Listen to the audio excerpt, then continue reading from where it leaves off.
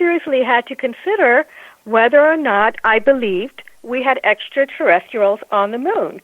And, from looking at all of the evidence, I believe that we do. And you know what's interesting is that our moon, I'm trying to get to some information here on the backside, but what's interesting is that our moon only faces one direction all the time. And there is a theory that our moon was brought here for the benefit of Earth and also for extraterrestrials to keep an eye on us. And the reason that the moon does not turn is so that the backside of the moon is not seeable to us. What's going on back there, we can't see it. There is a theory, as crazy as it may sound, that this was intentionally placed that way so that we couldn't see what's going on back there. There are reports and pictures of structures back there. There are reports of not only structures but ruins that appear that perhaps there may have been a war at some point. Not just structures, but things that look like they were maybe blown apart. So, but that's not only found, I think, on the backside, but also in other areas of the moon as well, where we've got some pictures that were taken by the astronauts. And excuse me, I'm losing my voice. And so, anyway, that's my take on it. That there are plenty of pictures. I do have them listed here in the book. There was one author named I don't know if you've ever heard of him, Mike Barra, B-A-R-A, who's also written a book with tons of photographs of objects on the moon and theories as to what they are, everywhere from what looks like equipment to buildings up there. There have been some people who have looked on Google Earth and, would swear that what they see are buildings. And, of course, there are NASA pictures that I have listed that are just, incredible. There's something very famous now that was named by Richard Haugeland, the Shard, the Monument. There are structures, with geometric shapes there. There's something that looks like a platform up there. And these are in areas, not the backside of the moon. These are in areas that are in a better view than what's going on.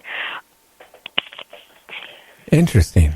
Yeah, it makes me, again, I was talking about myself on the show that, maybe, back millions and millions of years ago when Mars, whatever was going on with Mars, maybe we could be the Martians. Maybe they built this big spear and directed it towards the Earth and put it into, where it's at. And we are actually Martians. What do you think about that? So you're saying that you're asking if we originated on Mars and we could have. I mean, that Mars maybe was dying. They knew it was going to die. So they built this giant spear, which is now the moon, a man-made, spear, or humanoid spear, and parked it, and where it's at, and then slowly populated our planet, and also whatever, I don't know.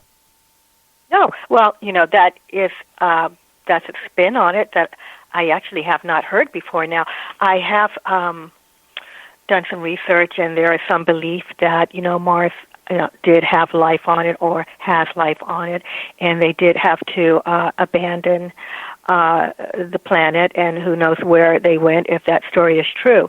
But with the moon, there is a very famous, becoming what's a very famous theory about the moon not being a natural satellite.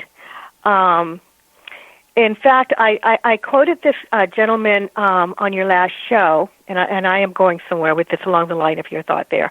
I'd like to read this quote, and then I have a little bit of more comments.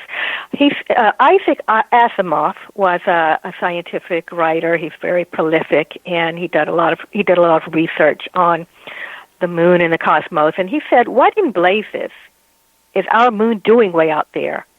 It's too far out to be a true satellite of Earth. It's too big to have been captured by the Earth. The chances of such a capture having been affected, and the moon then having taken up a nearly circular orbit about the Earth are too small to make such an eventuality credible. But then, if the moon is neither a true satellite of the Earth nor a captured one, what is it?" All of the theories of how the moon came to be have been discounted. We really don't know.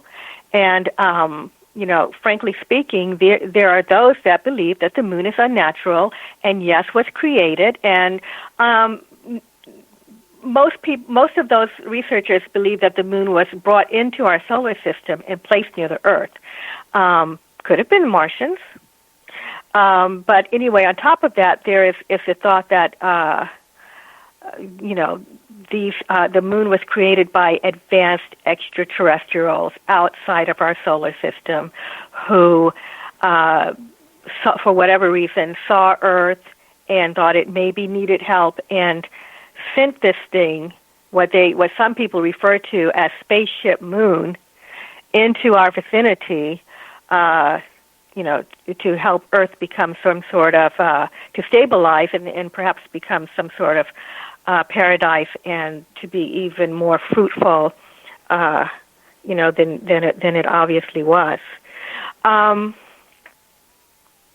So I thought I would go over along the lines of what you're saying. I'm so glad you brought this up, because there is an article, and let me know if I'm going too fast.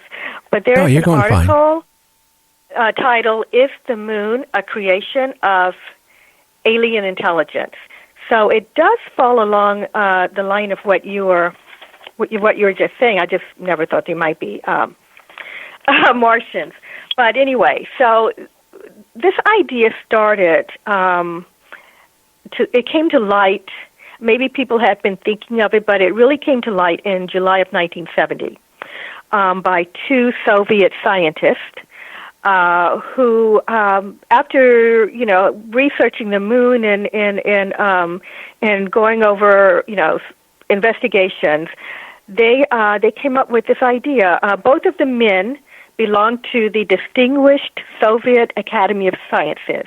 The two published their hypothesis in July, as I said, in an article for the prestigious Soviet magazine Sputnik. And I just gave you the title, "Is the Moon a Creation of an Alien Intelligence?" And if I just may read a little bit about go this, ahead. Can I? Yeah, go ahead. Okay, so these two scientists, they stated that the moon is a planetoid that was hollowed out in the ancient past somewhere outside of our solar system. They maintained that extraterrestrials used large equipment to dissolve stone and create enormous chasms inside the moon. They felt that magma from the melted rock poured onto the lunar floor. The resulting massive ship was navigated across the universe and ultimately placed within Earth's orbit. One of the scientists commented, "It is more likely that what we have here is a very ancient spaceship, the interior of which was filled with fuel for the engines, materials and appliances for repair work, navigation instruments, observation equipment, and all manner of machinery. And in other words," he says, "everything necessary to enable this caravel of the universe to serve as a Noah's Ark of intelligence, perhaps even as a home of a whole civilization." Their vision was for it to be on a prolonged existence and long wanderings through space, ending up here. Very interesting. I know, right? It just makes you wonder It just, how can I say it? There's so much disinformation about the moon. I just, we've talked about it quite a bit on the show the last couple of weeks. Don't you find it very strange? We haven't gone back to the moon. We got on the moon a couple of times, and then we just abandoned the whole idea of going back. Now, is there a reason do you feel that we haven't gone back? I don't think it was financial. I think I think they were warned not to come back. Well, there is a story that Apollo 11, when the astronauts went up, and and those two, Armstrong and when Neil Armstrong first stepped on the moon, and Aldrin went, that they actually did see UFOs, or not UFOs, alien ships, I should say, sitting. The story is they saw them sitting on the rim of a crater. And the story is that they radioed NASA on a secret line, actually the medical line. So because, this was all public, everyone was listening, and they said, there are these ships here, they're massive, they're looking at us, and, later there's a tale where Neil Armstrong, who was very hush-hush after he came back from the moon, he sort of went into this, instead of, seeking out publicity or trying to, tell the world what he saw, he went quiet. But there was one conversation where a person, he said that he was talking to a professor who was a friend, and he said, we always knew that something could be up there, that it could happen, and, we did see something. Somewhere along the line, reportedly, he said, one of the astronauts said that they were warned away. And that, he said they made it very clear that they didn't want them there. And so, after that, there were more, Armstrong is said to have said that there were more, visits to the moon, as we know, but those were just, very quick scoops and back. So, yeah, I think something happened up there, but I've never heard of any bad incidents. In all of the stories of lights and seeing UFOs, and there are a lot of them, and orbs, and just weirdness, structures disappearing and appearing. All of the stories of the astronauts going up, nothing ever happened to any of them. So if there is someone up there, I don't believe that they're, wanting to do, us any harm. But who knows? You can only push to a certain limit. Who knows what would happen if they continued to go back? But yeah, I think that either the governments Constance, are scared. We got to take a break. Or were warned away, and they're listening. I mean, why would they be talking about going to Mars, Constance, when the moon is so close? Constance, we got to take a break. We got to take a break for the radio stations. Can you hear me? I can. How long is the break? 3 minutes. So, we got to take the break now, or I'm in trouble. So I'm gonna mute you. We'll be back in 3 minutes. You're listening to Constance Briggs on Night Dreams Talk Radio.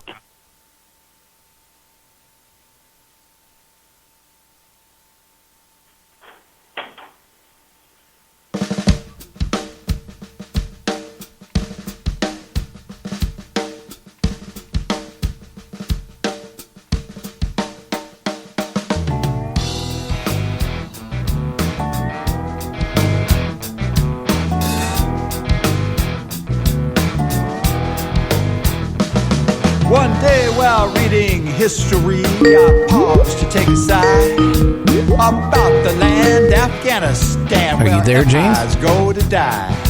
Alexander the Great, James? he tried and failed. Yeah, I'm here. Mongols, they did too. Okay, hang on. The British. Okay, we're doing a test real quick. Are you there, James? Yes, I'm here. Can you hear me? Yeah, I got you back. So just stay there, and after the break, we'll have you back on. Okay. Okay. We don't learn from history where empires go to die.